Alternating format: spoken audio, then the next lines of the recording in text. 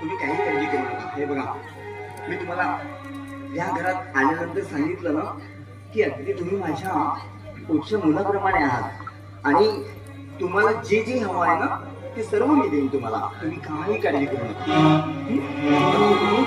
कुणालाही त्रास द्यायचा नाही आणि अजिबात वेळेसारखं करायचं नाही. नाही कर. तुम्ही छान आहात ना?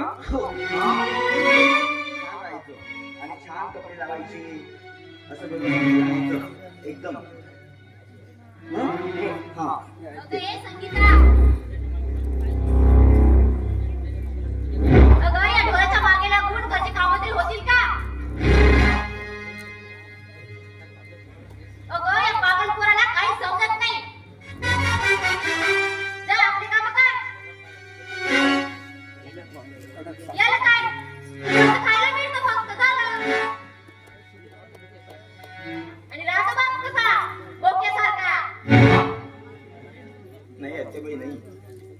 हो, त्यांना विनाकारण असे बोलू नका.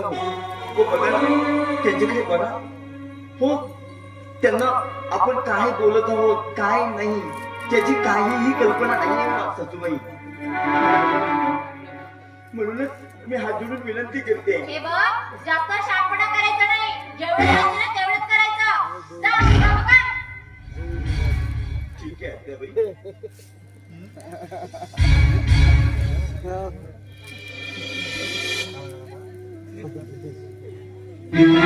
अगं दादा,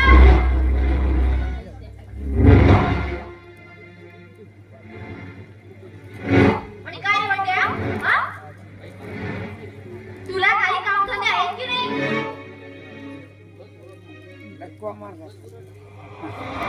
काय ओरडत असतो? सदा तिकडे.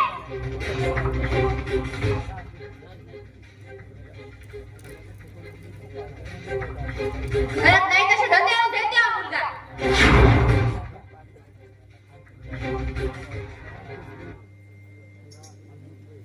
काय झालं आई? एकटीच बोलत आहे? काही नाही रे. हा पागल मांडाळा फालतूच आपल्या कामाचा खोडंबा करतो बघ.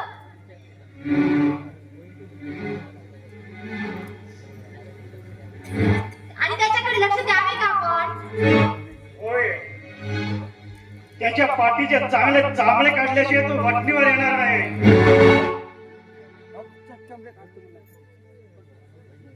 राजू, तुझ्या लग्नाला 1 महिना झाला रे. तरी पण तुझ्या सासऱ्याने 30,000 रुपये आपले आणून दिलेले नाही आहे.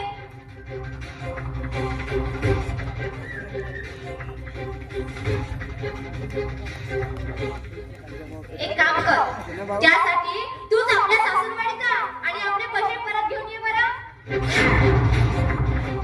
आताच जातो आणि त्याच्याकडून पैसे घेऊनच येतोय. 1 महिना झाला अजून पैसे आणून दिला नाही.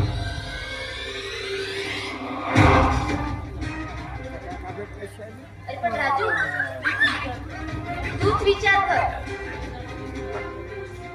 लग्नाला 1 महिना झाला तरी तुझ्या सासऱ्याने आपली रक्कम आणून दिलेली नाही आहे.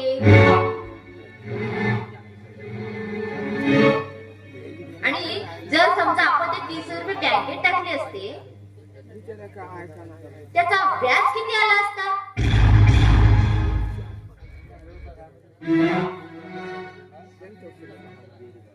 तुझा सासरा ना खरंच फालतूच माणूस आहे. पैसे धरून बसलाय नुसता. याच्यासाठी तुम्ही तुझं लग्न केलं का बाळा? सांग बरं. होय. अगदी बरोबर बोललीस.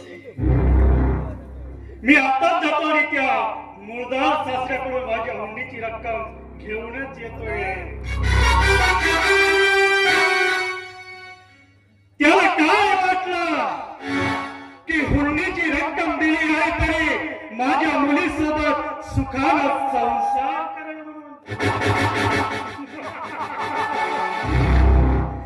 नाही खेळलं नाही. राजू म्हणतात मला राजू.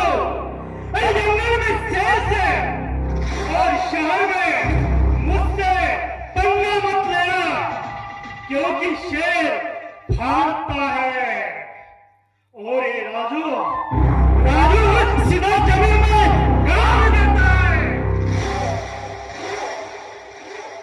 राजू म्हणजे आग आहे आग.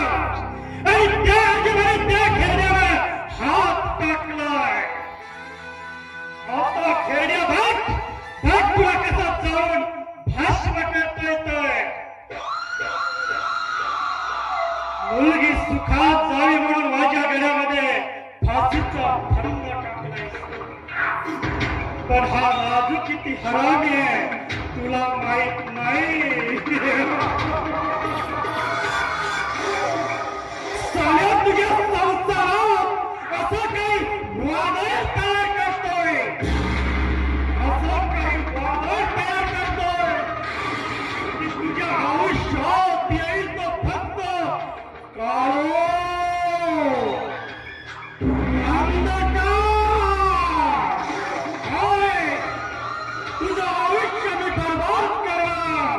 काहीच राव नाही सांगणार. राजू घर थोडे म्हणून